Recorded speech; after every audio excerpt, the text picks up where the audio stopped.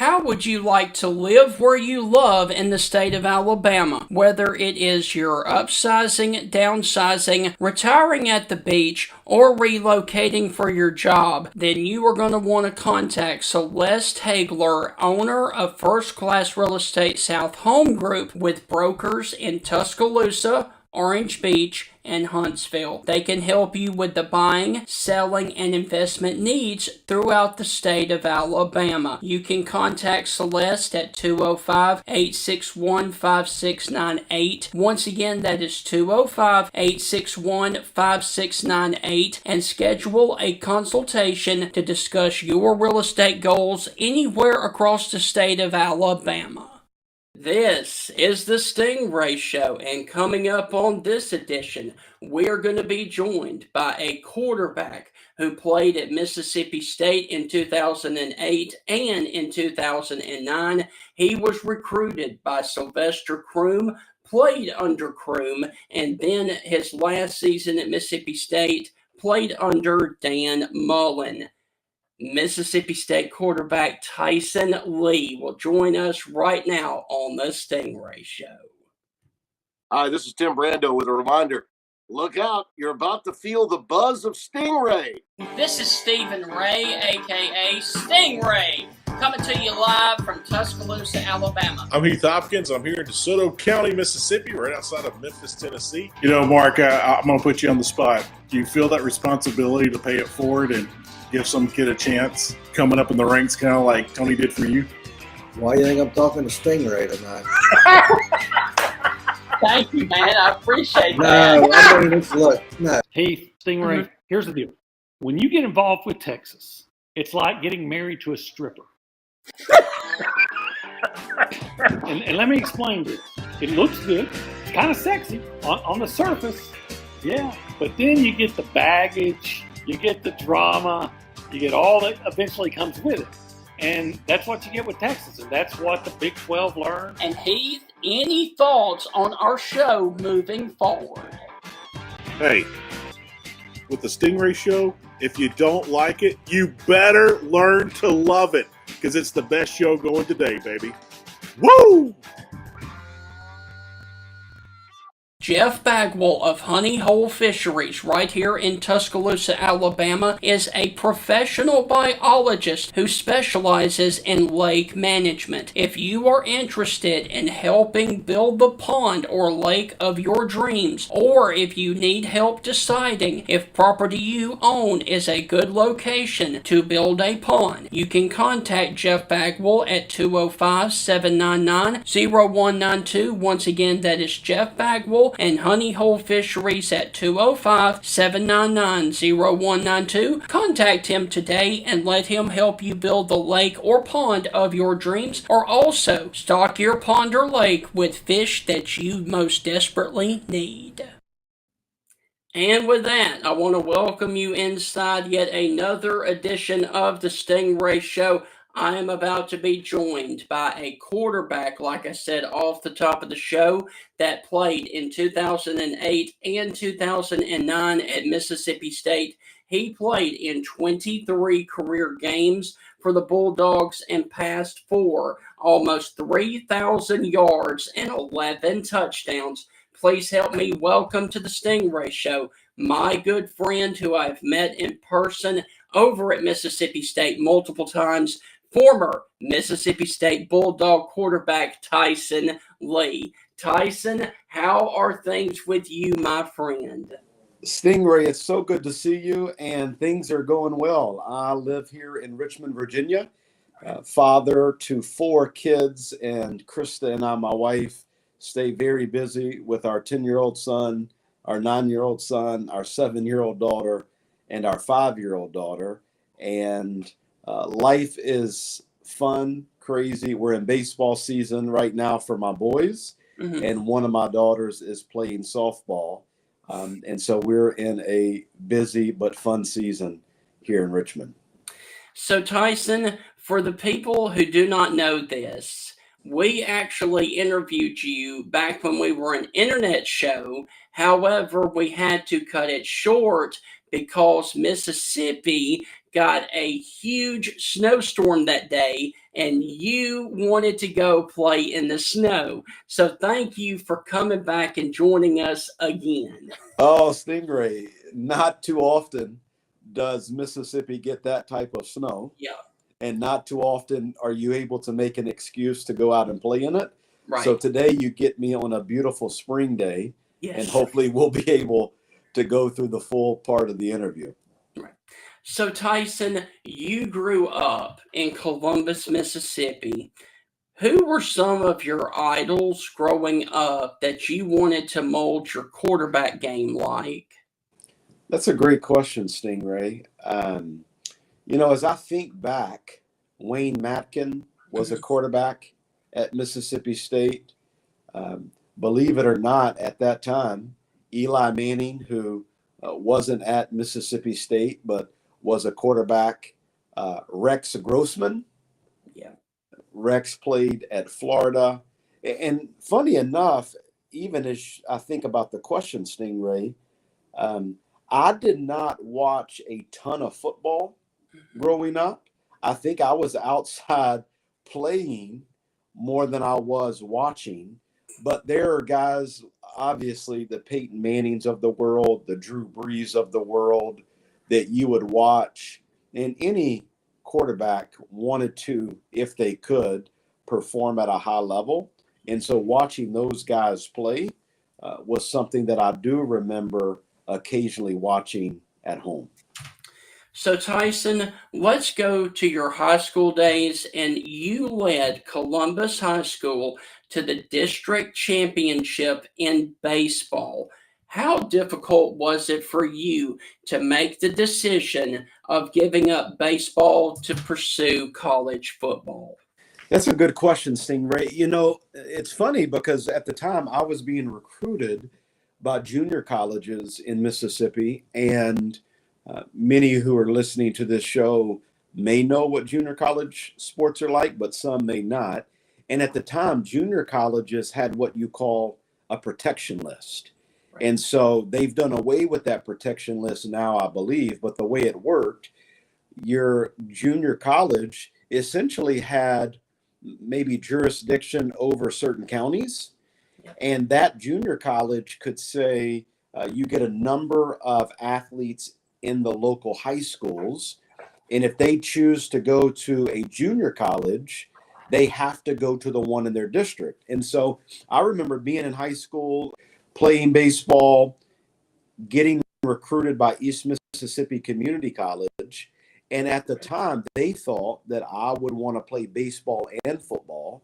And I think for me, Stingray, I knew that college athletics was going to require a lot of time.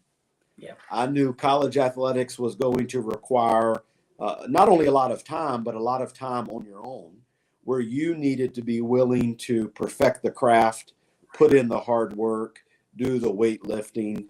And it ended up being an easy decision because I enjoyed playing baseball in season. Right. But I did not want to spend 12 months a year focused on baseball. I felt like it was something that I enjoyed playing seasonally, but I wasn't one that was willing to commit to training all year long for baseball. And so by the time I chose Itawamba Community College, I chose just to play football because I felt like I could commit my time to football, but not baseball. So, Tyson, a quick follow up to that. What positions did you play in baseball in high school? I was predominantly a shortstop and a pitcher.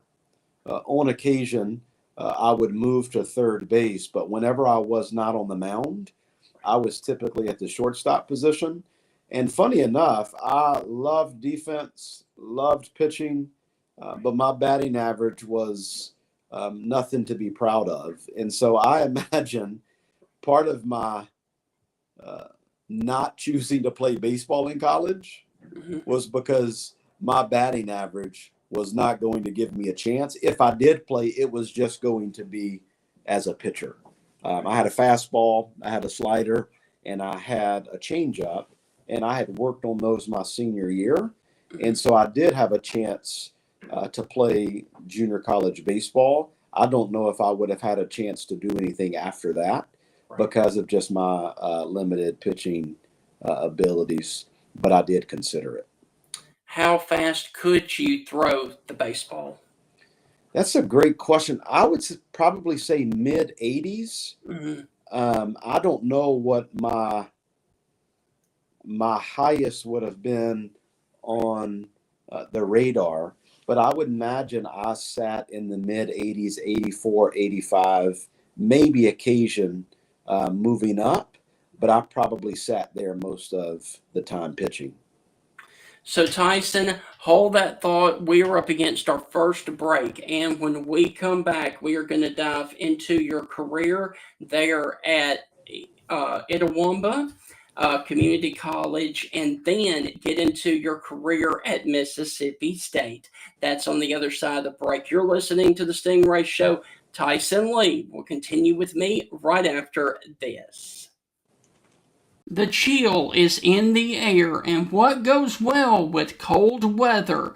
Soups. The Coker Market, located in Coker, Alabama, has the following soups to choose from. Meaty vegetable soup, which is absolutely delicious. Loaded potato soup. Black bean soup, smoked ham and white bean chili, regular chili, which is another great option, or Creole gumbo. Now, the Coker Market is open Wednesday through Saturday, 11 a.m. until 7 p.m. And to find out which soups they are going to have each day, you can find out at the Coker Market's Facebook page, The Coker Market. So check out their Facebook page today to see what kind of soups that the Coker Market is going to have, and go by there and get warmed up with some of the soups there at the Coker Market.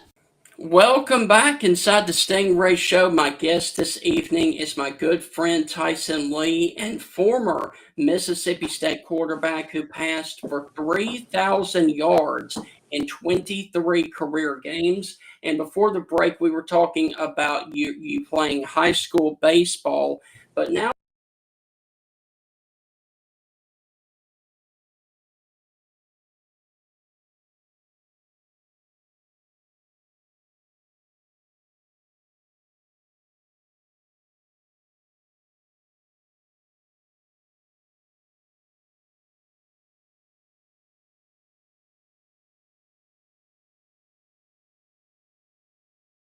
how would you like to live where you love in the state of Alabama? Whether it is your play football, talk about what made you market. So check out their Facebook page today to see what kind of soups that the Coker Market is going to have, and go by there and get warmed up with some of the soups there at the Coker Market.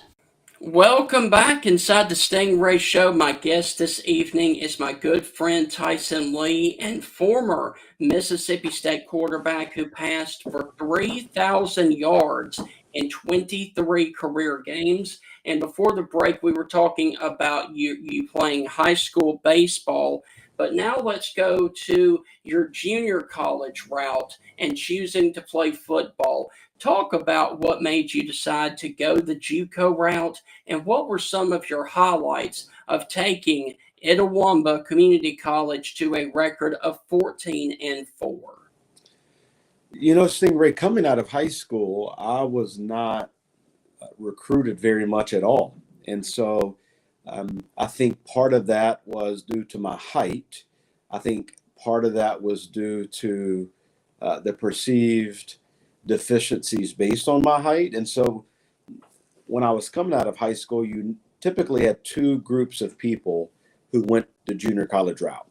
Students who struggled academically, needed a year or two to really work on their standardized test scores, develop some good study habits, time management skills before they went to the four-year schools. That wasn't me. I was a decent student. And so my track record, or my reason for going to junior college, was because it was really the only path if I wanted to continue playing. So I had East Mississippi Community College, Northeast Community College, and really Itawamba Community College were the the three that I was looking at. And the head coach at the time, Jeff Terrell, and my offensive coordinator at Itawamba, Jeff Carter, when I went on my official visit, it just seemed like a system. And as you know, Stingray, systems are really important for the quarterback position. And the system that they had been running for the past 3 years seemed to be a system that would fit really well for my abilities to get the ball out quickly, to really get the ball on the perimeter. And every quarterback knows whenever you are in the shotgun or spreading your receivers out, the quicker you can get the ball into their hands and let them make plays, the better off you will be. And that was the type of offense that Itawamba had been running. And so I felt like that was a really good situation for me. And then to your other question, highlights, I remember my very first workout at Itawamba being with Jeffrey Cameron. Jeffrey Cameron played football at Tupelo High School. And I just remember being out summer, hot day on the practice field throwing some bubble screens, some slant routes. And I remember that because it was the first time I felt like, oh, wow, now I'm about to pursue this thing called being a college quarterback. Yep. And I also remember what it was like for us to work our way into winning the division title with a really good offense. And so I think back to my ICC days, and honestly, there were some really hard days because junior college football, there's not a lot of notoriety, maybe even coverage. And so you went to work, you went to class, you went to bed, and then you woke up and did it again the next day. And I really do think it developed in me a work ethic. I think it developed in me a grit or a grind mentality that ended up being something that I would use later on, not just at Itawamba, but also at Mississippi State. So, Tyson, you were recruited to Mississippi State by former Mississippi State coach and Tuscaloosa native Sylvester Croom. Talk about your recruitment from Sylvester Croom to come to Mississippi State and what it was like meeting Sly Croom for the very first time. They don't make many like Coach Croom. Yes. Coach Croom is an excellent man, and I would say let me back up and say I got to see Coach Croom about 6 months ago. Right. I was able to introduce him at an event at Mississippi State, and probably one of my highest honors, honestly, Stingray, because when you see not just what he did on the field, but the type of man he is off the field, to be able to introduce him for what we were inducting him to at Mississippi State was a real honor. Right. My introduction to Coach Croom was I went to a practice during Bull Week, and I saw Coach Croom on the field in Coach Croom fashion, where he loved to be around the offense. You know, he spent time in Green Bay, and the West Coast was his baby, and he knew all of it inside and out. And he would work his way in and out of the field, up and down the field, but he predominantly stayed with the offense. And Coach Croom was a man of few words. And so he talked to me and said, "So, boy, I hear you want to walk on here." I said, "Coach, if you'll give me an opportunity, that's all I ask." And in only a way that Coach Croom could say, he said, "Well, I can't promise you anything, but I'll give you a chance." And I said, "Coach, that's all I asked for." And ended up moving in January and starting the walk-on process, and started learning the playbook, and spent the next 3 or 4 months trying to master that, because I knew that if I wanted to get a chance, I better be ready when my number is called. So, Tyson, what is that walk-on process like for people who do not know? It's a really grueling process because you don't know when your time will come. Right. And so part of it is you want to always be a step ahead. And so the process is you enroll just like a normal student for a university. Mhm. but you then on your own find ways to create your own schedule. And once you create your own schedule, you have to make sure that you're doing the work to be around the facilities when you need to. And so looking back, it took a lot of initiative. It took a lot of, I would say, courage to be willing to put yourself out there, Right. because they don't have high expectations for you, but you have really high expectations of yourself, right? They want for you to be around. They want for you to put in the work. But as a walk on, they haven't invested financially in you. They haven't invested a lot. And so that process is really how hard will you work? And throughout the course of days and weeks and months, you get a chance to showcase your abilities. But I used to tell people the reality of a walk on is you never know the day, the time, or the hour. But whenever that time comes, you better be prepared because you probably won't get a next chance. Oh yeah. And thankfully, I had put in the work, become a good teammate, knew the playbook. And so when my time came, I was ready for it. So, Tyson, your first game action came in 2008 on the road against Louisiana Tech in Ruston. What was that experience like of getting your first action on the road at La Tech? I still remember being in Ruston, Louisiana, and walking out of the locker room hearing cowbells. Wow. And for Mississippi State fans, you know, cowbells are just a sign of loyalty. But I Yes. remember walking out thinking, oh my goodness, these cowbells are for me. Right. You know, often I had heard cowbells as a fan, or even as a spectator on TV. Right. But this was the first time that I heard cowbells, and Wesley Carroll was the starting quarterback, and I was second string. But I remember just walking out, hearing cowbells, and thinking, after all this time, here I am playing for Mississippi State, and these cowbells are for me.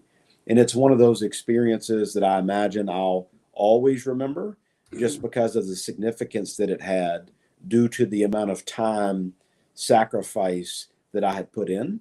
Right. And it's something that unfortunately we lost that game, which is not something I want to remember. Right. But I do remember being able to walk out and hear those cowbells. So, Tyson, what was it like for you taking the field and actually getting in a game of that kind of level of playing at Division I at Mississippi State? You know, it was surreal, Stingray, because, you know, part of being a walk on is you're just trying to give everything you have day by day. You can't look too far ahead and you can't look too far behind because you just need to be ready for the day. Yeah. And I think for me, when I finally got onto the field, um, there was just a level of, okay, how do I make sure that I treat each play just Mhm. like I had done before and execute it to the best of my ability? And even at that time, Wesley was the starter, I was the backup. And Mhm. so you never know how many reps am I going to get. Um, if I do well, I might be able to get a second chance. If I don't do well, then that might mean I move back and don't get to come onto the field. And so I probably was trying to just live in the moment, execute the play that coach called, knowing that the only thing I could control was that particular play. Yeah. And Wes ended up coming back in, and I ended up not playing a lot again until I think it was game 4 or 5. Mhm. But to get my feet wet, if you will, on the road at La Tech is still one of those things that I'll always remember because the work that I had put in was evident by being able to get a chance on the field. So, Tyson, hold that thought because we are up against yet another break. And when we come back, we are going to dive into your first actual start on the road at Death Valley in LSU. That's on the other side of the break. You're listening to the Stingray Show. I will continue with Tyson Lee right after this.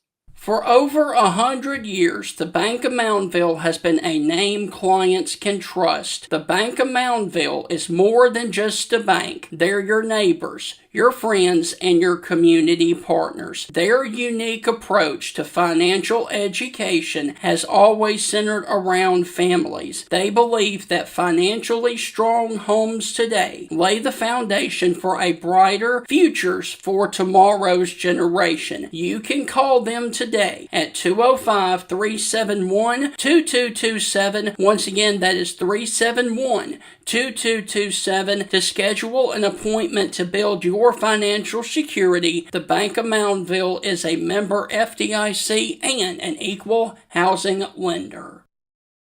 Welcome back inside the Stingray Show. My guest this evening is Tyson Lee, the former 3,000-yard passer at Mississippi State in 23 career games. And before the break, we were talking about your first game action on the road at Ruston, Louisiana versus La Tech in 08. Let's fast forward a couple of weeks later. You actually got your first start on the road at LSU inside Death Valley. Talk about what that experience was like, and especially of coming from Etowamba Community College, getting your first start on the road at Death Valley. Well, let's just say that Death Valley is nothing like Ruston, Louisiana. Yeah. Same state, completely different stadiums. Yeah. Death Valley was maybe one of the highlights of my time at Mississippi State, Stingray. I still remember coming in on the bus, looking out the window, and obviously I was familiar with tailgating because in Starkville and the Junction, many tailgated, but I don't think people tailgate like they do at LSU. Yeah. I remember seeing little kids, 3, 4, maybe 5 years old, calling and yelling at the bus, "Tiger bait, tiger bait." And I knew then, we are in a different world. Yeah. So we get into the locker room, and Coach Kroom had told me earlier in the week that I would be starting that week. He called me into his office and said, "Hey, Tyson, I've seen the way you've practiced. I've seen the way that you've played up until now.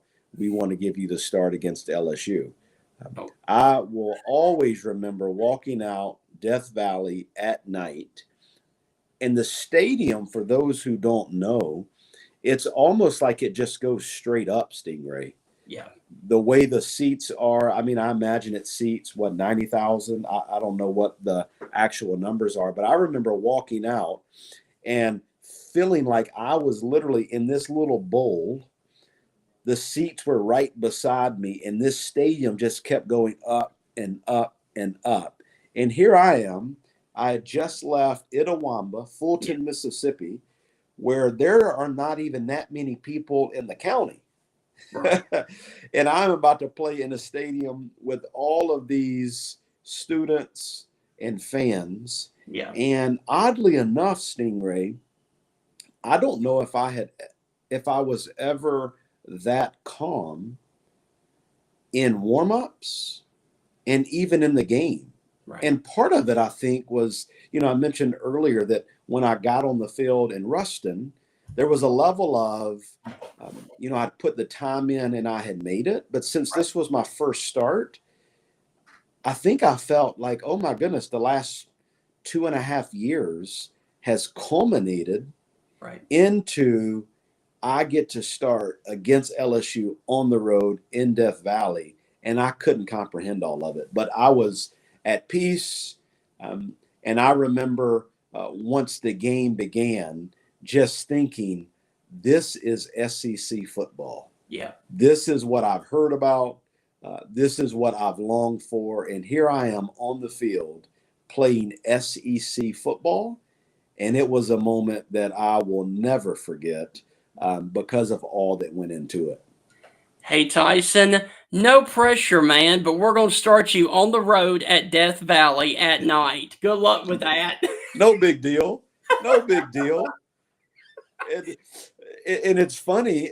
And part of it, I guess, at the time was maybe it was so surreal I couldn't take all of that in. Right. Looking back now, it's kind of mind-boggling. Yeah. But at the time, it was again probably the life of a walk-on that I did not realize was you just play by play, day by day, and so I wasn't even able to appreciate all that was going on. I just knew I had a job to do. I had men coming after me, and they did not like me, and they were in purple and gold. Yes. And I better do the best I can to keep the ball from them and do the best I can to execute the plays that at the time Coach Woody McCorvey was calling. We ended up losing on the road that day. But funny enough, Stingray, I remember, I don't know if it was, I had ever felt the stadium so loud. Mm-hmm. The closest thing that came to this would have been my senior year playing at Alabama when I was in the huddle. But when we were at LSU, we were in the student section. And literally, I am screaming as loud as I can. The guys in the huddle cannot hear me, so they're having to read my lips to understand what the play call is. And again, I think that's one of those moments where I am thinking, this is the SEC. Yeah. And it's fun to talk about it now. Wish we could have come out on the other side, though. So, Tyson, what was your welcome to the SEC moment, meaning the hardest hit you ever took in an SEC game that was like, okay, this is different? Man, that is such a good question, Stingray. I remember, I'm trying to think through. I was hit quite a bit, Stingray, so maybe I was concussed and can't remember. If I were to go back, wow, that's such a good question. My junior year, if I remember correctly, I think Eric Berry was playing safety for Tennessee. Yeah. We played on the road at Tennessee. Ooh. And I remember him. I remember Carlos Dunlap. Mm-hmm. He was the defensive end for Florida. Yeah. I remember, my junior year, we were playing at Ole Miss, Mm-hmm. and Paray Jerry played D tackle. And I remember this just like it was yesterday. I want to say it was second or third down of our first drive of the game, or maybe our second drive. We call a screen pass. And part of the job of the offensive line in screen pass is you're supposed to let them go, but I think we let him go a little too quickly. Mm-hmm. And I ended up having an AC sprain. He tackled me, landed on top of me, and I ended up having to go to the locker room. I think it was the second or third drive. Mm-hmm. And so I don't know if that was a welcome to the SEC or just a reminder that this is the SEC. But either way, I did not forget that the SEC was where the big boys bring the hits. So, Tyson, let's go to something extremely positive for you in 2008, and that was one of the biggest wins that year against undefeated 13th ranked Vanderbilt, who came in with a record of 5-0. What do you remember most about that upset of number 13 and undefeated Vanderbilt? I remember, one of the things that we were very good at was running the football. Yeah. And any great coach, current or modern, professional or collegiate, will tell you the best teams are the teams that can run it and stop the run. Yeah. If you want to be a successful football team, you must be able to run the ball for 4 quarters, and you must be able to stop the run for 4 quarters. Yeah. And that's one thing that we were able to do effectively, because in both of my offenses, in Coach Kroom's offense, West Coast, and what most people don't know about Coach Mullen's offense, the spread itself, it's still predicated upon being able to run the ball effectively.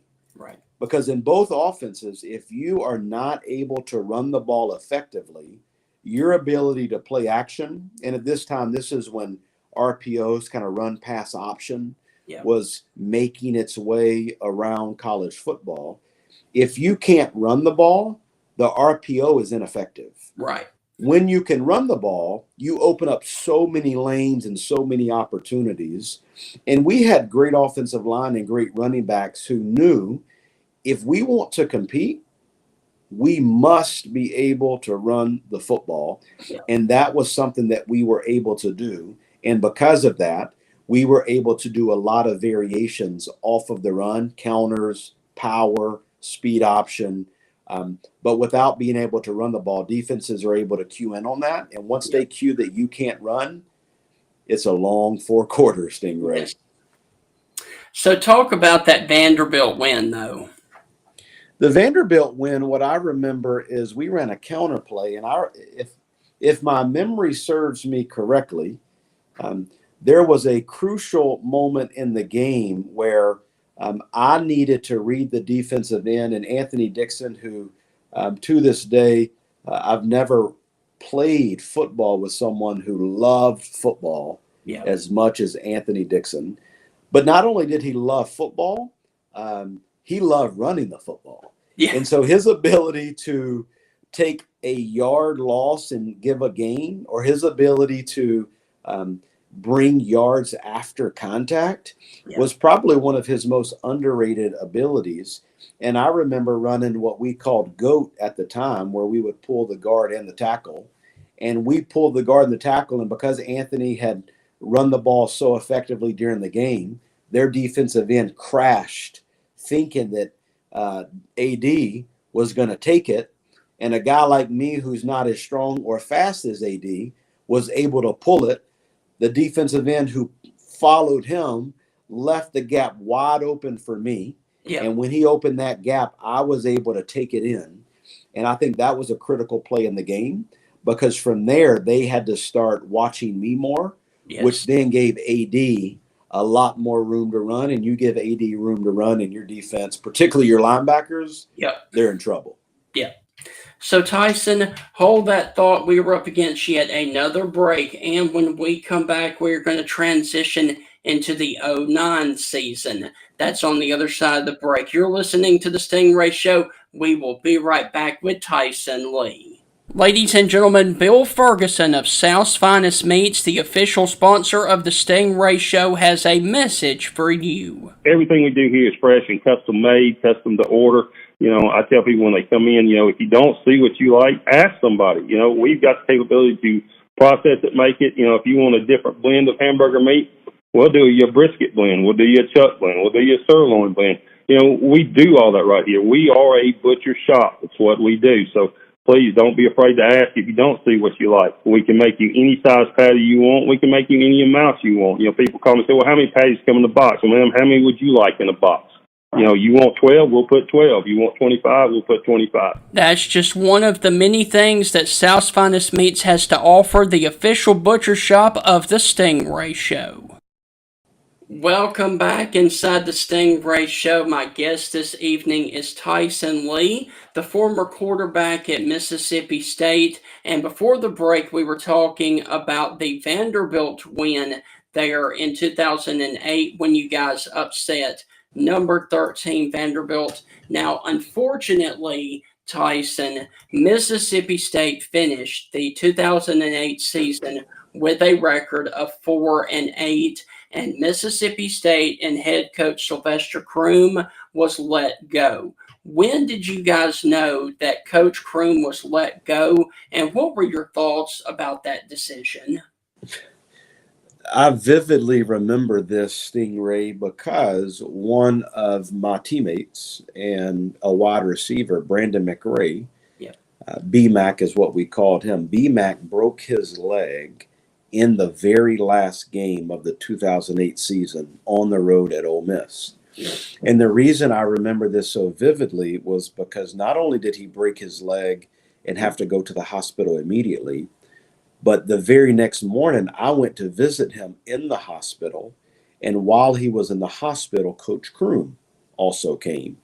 Coach Croom had not said anything about what had happened or maybe what was about to happen. but there were rumblings and rumors that he may not come back for the next year. Right. And it was after being in the hospital room with BMAC and being around Coach later that afternoon. And I can't remember the specifics, but I heard pretty soon thereafter that Coach Kroom would not be returning. Right. And that was hard because what Coach Kroom had done for Mississippi State was really build a solid foundation. Yes. We did not have the year that we needed to have for him to stay, but it's always hard to see a coach leave, but Yes. partly because when one coach leaves, you know that the rest of the staff is also leaving. Right. And so I knew that my offensive coordinator was leaving at the time. JB Grimes, our offensive line coach, our wide receivers coach, Pat Washington. There were just a lot of men who I had grown to respect. And you knew that once one left, many were leaving. And you also never know what's to come, right? New coach, new system, new rhythms. But I do remember after seeing BMAC in the hospital, sometime thereafter, Stingray, is when I found out that Coach Kroom would not be back. So Tyson, out goes Coach Kroom, and in comes Coach Dan Mullen. Talk about your first interaction as a player meeting with Coach Dan Mullen. I will always remember the very first meeting I had with Coach Mullen. Mm-hmm. At the time, it was over Christmas break, and so a lot of my teammates had gone home. Right. I only lived 30 minutes from Starkville. Yes. And so for his open press conference, I drove back over to Starkville, got to see him come in. And on our way, the Templeton Center, which was our academic, kind of athletic academic office, was where we were going to have the press conference. Right. And I remember meeting him. And as we were walking up, he said, Tyson, do you know what leadership is? And even if I had known the answer, the best thing to do there, Stingray, is, Coach, what do you think it is? Right. And so I said, yes, sir, I think I do, but you tell me what leadership is. And he said, it's having a standard and making sure others live up to it. Right. And that was the very first conversation that Coach Mullen and I ever had. And what is that? 17 years later, 16 years later, Stingray, I still remember that. Right. And Coach Mullen had done that at Utah. He had done that at Bowling Green. He had done that at Florida. And I knew that he could run a program. I knew that not only could he develop quarterbacks, but he could develop teams. Yeah. And I think it was connected to his understanding of leadership is setting a standard and making sure others know what it is and calling them up to it. And that was my first conversation with Coach Mullen. So Tyson, you started out at Mississippi State in a pro-style West Coast offense with Coach Kroom. In comes Coach Mullen with a totally new spread system. How difficult was it for you of going from the pro-style under center to mostly in the shotgun of the spread? Great question. It was easier for me because that was the system that I ran in junior college. Okay. So when I was in junior college, I would say we were probably 75% shotgun, 25% under the center. And when Coach Mullen brought in the spread offense, it was pretty similar, probably 75%, maybe even more shotgun, less under the center. And so I felt comfortable. Not only did I feel comfortable, but I had already learned 2 playbooks. And so learning a new playbook wasn't something that intimidated me, Right. or it wasn't something that was foreign to me. Now, a lot of guys, they had only known one playbook. And so when Coach Mullen came in with a completely different system and playbook, they had to learn new terminology. They had to learn, okay, what is the difference between what I've learned, what I have to now unlearn so I can learn again. Right. And it was an easier transition for me to Coach Mullen's offense than it was Coach Kroom's offense because I had familiarity with it from my time in junior college. Right. And for me, a 5'11" quarterback, I loved the shotgun because it gave me better sight It gave me the ability to move in the pocket, but it also gave me the ability to see the field pre-snap in ways that you don't always get to do when Yes. you're under the center or in the I formation. So Tyson, I hate to bring it up, but you know where I'm going with I this. know it, and you might even be able to see this picture in my background. Do you see my background, Stingray? I do, yes. Are you bringing it up? The The LSU game. the play. Yes. Let's go to the LSU game in 2009. Walk us through that last drive going into that final play, please. Oh, Stingray. I was telling somebody about this very play yesterday, actually. Before I go into detail, if it's okay, I was speaking at Randolph-Macon College, which is a small liberal arts college here in Richmond, Virginia. It's actually in Ashland, Virginia. And I literally walked them through this series all the way to the end. Okay. So the way it goes is we're playing LSU, top 15 team in Yeah. the country. We get the ball with 2 or so minutes left in the game on our side of the field, and we slowly drive the ball down. Yeah. We throw a crossing route. I think it was to Leon Berry. After I throw the ball to Leon, I give it to Christian Dupree as a running back. I give it to Anthony Dixon as a running back. And we're inside probably LSU's 25, and we run a speed option to the right.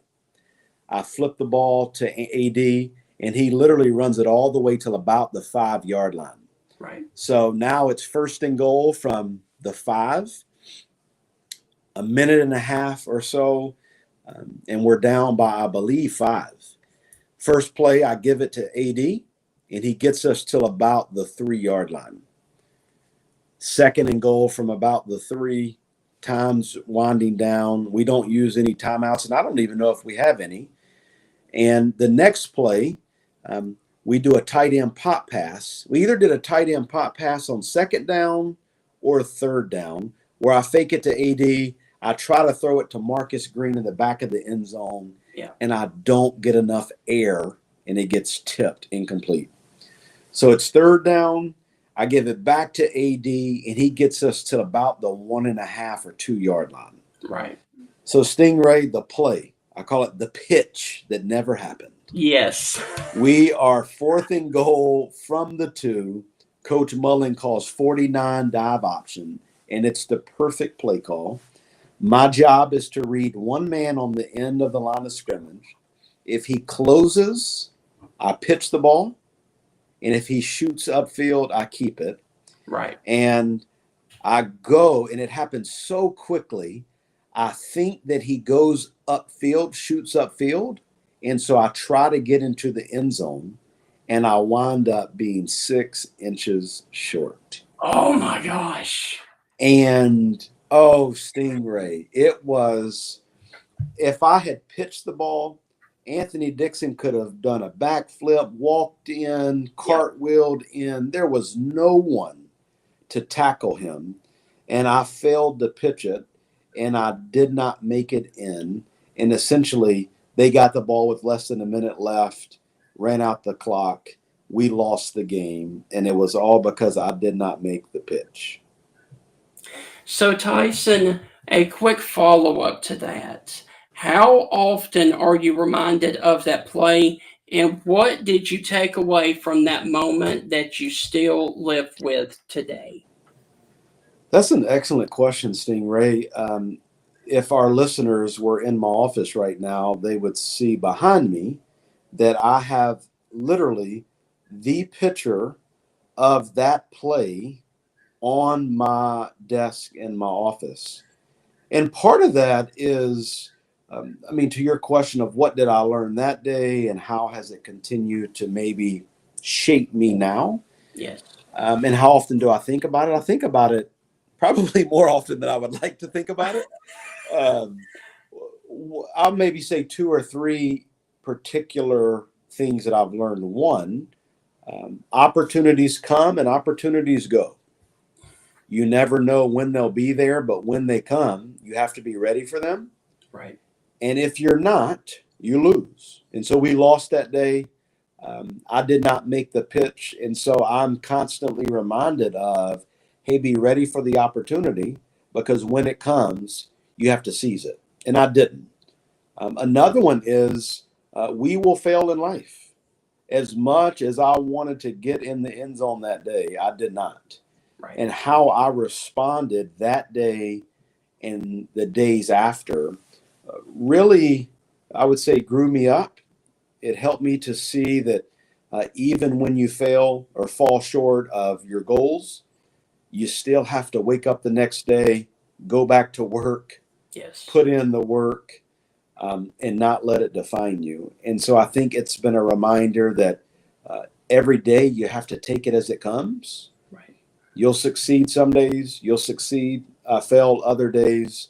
And I had to realize, hey, no matter what, I've got to come back the next day, Right. give it my all, and be ready for the next one. And maybe the last one, Stingray, is it does remind me that life is short. And what I mean by that is that happened, 16 years ago. And I can either live in the past, or I can allow it to really mold me, shape me, grow me for the future. Yes. And I really do think it helped me to become more effective in the way I relate to others, because I know what it's like to fail. I know what it's like for things to essentially be your fault. And I think it's given me a level of empathy for others in times where they thought they could make it and they didn't. And I'm able to help them kind of walk through their own failures and say, hey, you have a chance to let it define you, or you have a chance to let it refine you, grow you, and prepare you for what's next. And by God's grace, I do think that I still am being refined many years later based on that one play. So, Tyson, even though you did not pitch the ball on that play and lost to LSU, at some point you got a scholarship to play football at Mississippi State. Please walk us through that time and that day that you received your football scholarship at Mississippi State. Coach Kroom called me into his office, and it was during spring ball. And I remember walking into his office. They were having a coaches meeting, and he said, hey, Tyson, I need you to stop by the office today. I need to talk to you about something. I did not know if it was a read that I had done poorly Right. or what it was. And as I walked in, I thought I was interrupting the meeting, but he said, no, Tyson, come on in. And he said, hey, Tyson, I just want to let you know that we appreciate all that you've done, but we're going to send you on home. And he did it cold. Coach Kroom and I had developed a close enough relationship that he felt like he could do that. And so, but within probably 3 seconds, he said, in only a Coach Kroom voice, that's how Coach Kroom was. He said, boy, I'm so proud of you, and I want to offer you a scholarship. Wow. And so I walked out of his office that day with a full ride scholarship, not having to take out a loan for school. And I am grateful to the Lord for Coach Kroom, for that scholarship, and for that day, because it set me up for things in my future that otherwise I don't know that I would have had. So, Tyson, with all of the ups and downs of your career at Mississippi State, you got to end your career with a win over in-state rival Ole Miss. And not only was it a win, it was a beatdown of a ranked Rebel team at home. Please walk us through your final game as a Bulldog coming out a winner against Ole Miss. That's an interesting game, Stingray, because, and I'm so glad you asked the question. I was actually talking to my oldest son about this the other day. Right. Because that game, Chris Ralph, who was throughout the season the backup, so the second string, he began to run Coach Mullen's offense much more effectively than me. And so by midway late in the season, we would kind of have, we would rotate in and out. Right.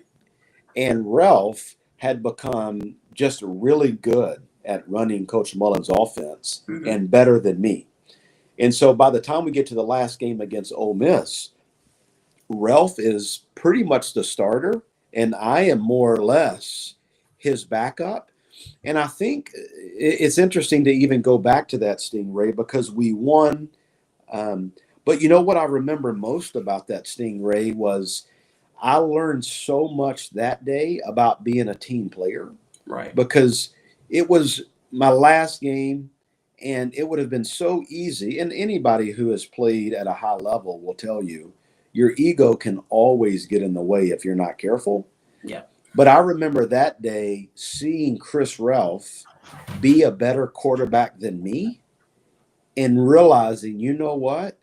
This is actually best for our team. Right. And so I had a big piece of humble pie. And so I think for me, what I remember most, Stingray, yes, the win was sweet. Walking off the field, knowing that we had beat the school up north. That was, Coach Mullen's phrase, the school up north. He wouldn't even let us refer to them as Rebels or Ole Miss. He would say the school up north. So walking off the field knowing that we had beat the school up north was sweet. But I honestly think to this day, what I'm grateful for is I took a leap in my own growth that day and was able to say, wow, Chris Ralph is a better quarterback than me. He needs to be in the game. And I am learning what it's like for the team to win and for me to be second string. Right. And honestly, Stingray, years later, that's been probably one of the most fruitful lessons that I've learned is whatever is best for the team is most important. Yes. And if that means Tyson needs to be benched or Tyson needs to be moved over, it's worth it for the good of the team. And I'm super grateful for that years later.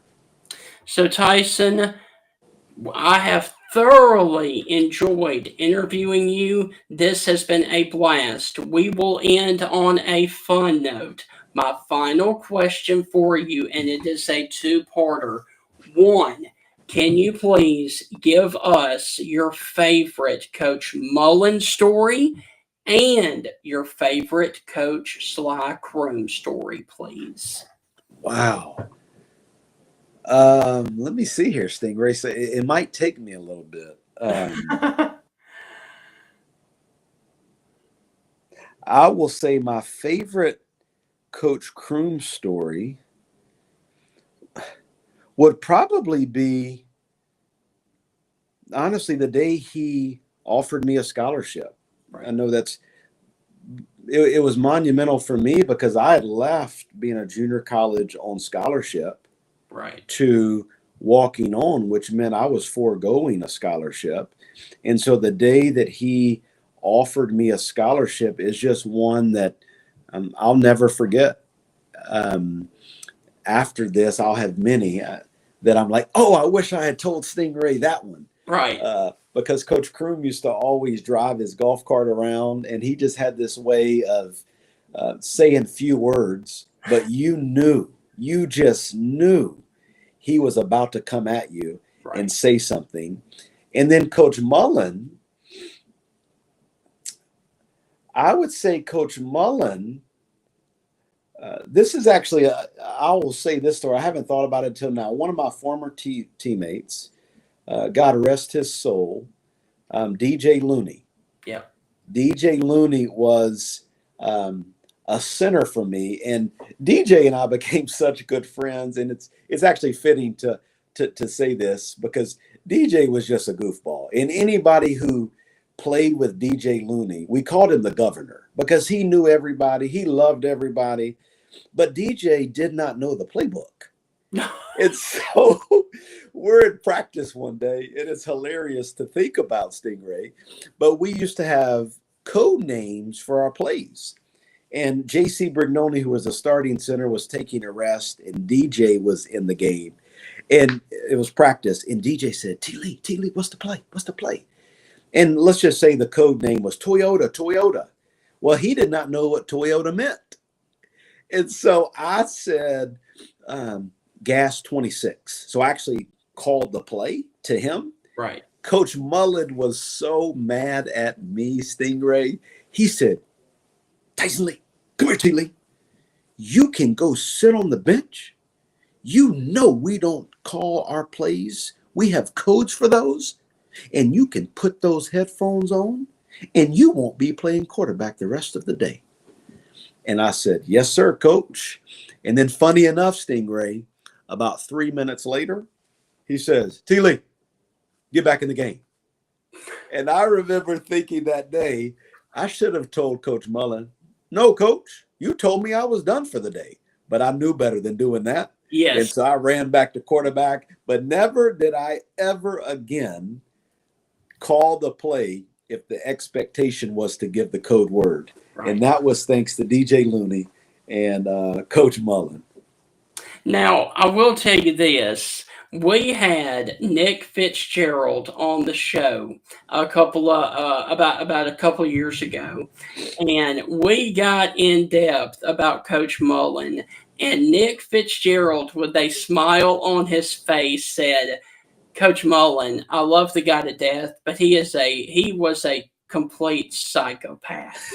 Do you happen to have a fun story of where Coach Mullen just lost it? Oh, Stingray, I have many stories on Coach Mullen. What I'll say about Coach Mullen is, he was so good for Mississippi State's program. He brought in Matt Bayless. Coach Bayless was our strength and conditioning coach. Yeah. And Coach Mullen, his fuse was so short, and you knew it. You knew when Coach Mullen said it, it was going to be done. Right. I remember one morning, we had early morning workouts. And when I say early, I mean early. Right. And Coach Mullen was just hot. I mean, I think he woke up mad sometimes. And part of it was, I think he knew in order to get the program where it needed to go, he needed to bring some fire to it. Yes. Well, I won't name the coach, and Coach Mullen knows this story, but one of the players on the team just thought that he was going to jog his way. We were running half gassers. That's from one side of the field. So it's 53, I think, and a third from whip. You would run, touch the line, and then run back. And you had 17 seconds for this group, 19 for this group, 21 for the group.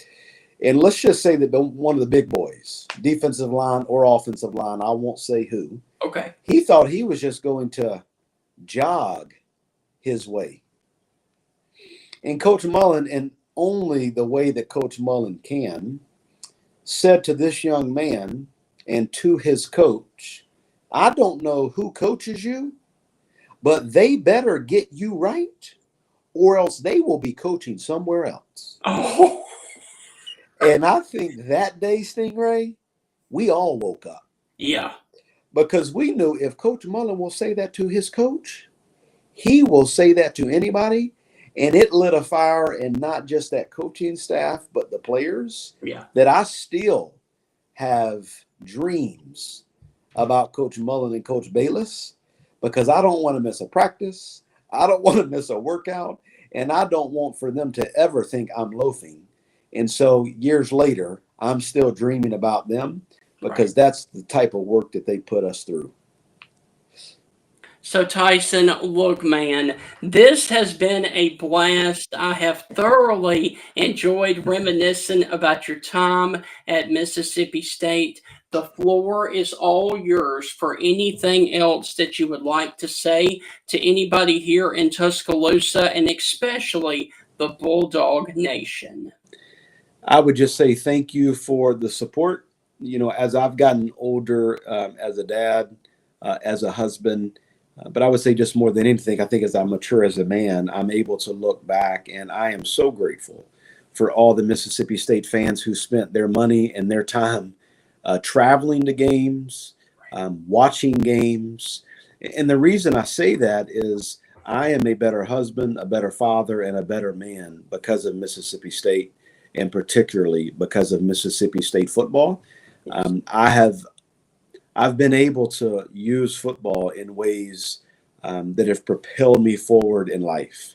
And I think that anybody who works with me or anybody who has worked with me would say that my playing days at Mississippi State helped me to become a better man. And so, to any Mississippi State fan, young or old, listening, I want for you to be proud of your university.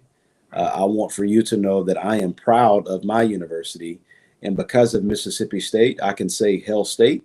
And I can tell you that in Richmond, Virginia, Mississippi State is still being represented. That's awesome, man. So, Tyson, look, thank you again. This has been fantastic. I would love to catch up with you during the season for you to break down some of the quarterback play from Mississippi State. Have a wonderful rest of your spring, a wonderful summer, and we will definitely do it again, my friend. I look forward to it, Stingray. Thank you so much. All right. Thank you, buddy. I am representing a clothing company right here in Tuscaloosa that is called J&J Apparel. If you like the Mississippi State shirt that I have on, you can find all of their Mississippi State apparel as well as Auburn, Alabama, and Ole Miss at jnjapparel.com. They are located right here in Tuscaloosa, but they also have other merchandise for other SEC schools as well. So once again, if you do like this polo that I've got on and the Walking Bulldog, go to jnjapparel.com and get all of your SEC merch right there for Ole Miss, Alabama, Auburn, and Mississippi State with J&J Apparel.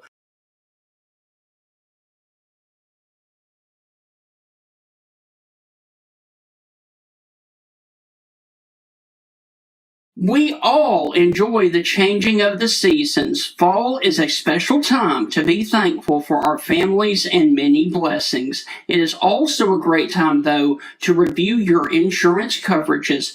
Alpha Insurance and hometown agent Jeff Nee can help you personalize your insurance needs. The more you protect, the more you save. With helpful customer service teams right here to serve you in Alabama and over in Mississippi, you can count on Alpha to provide the insurance plan that provides the protection that you need.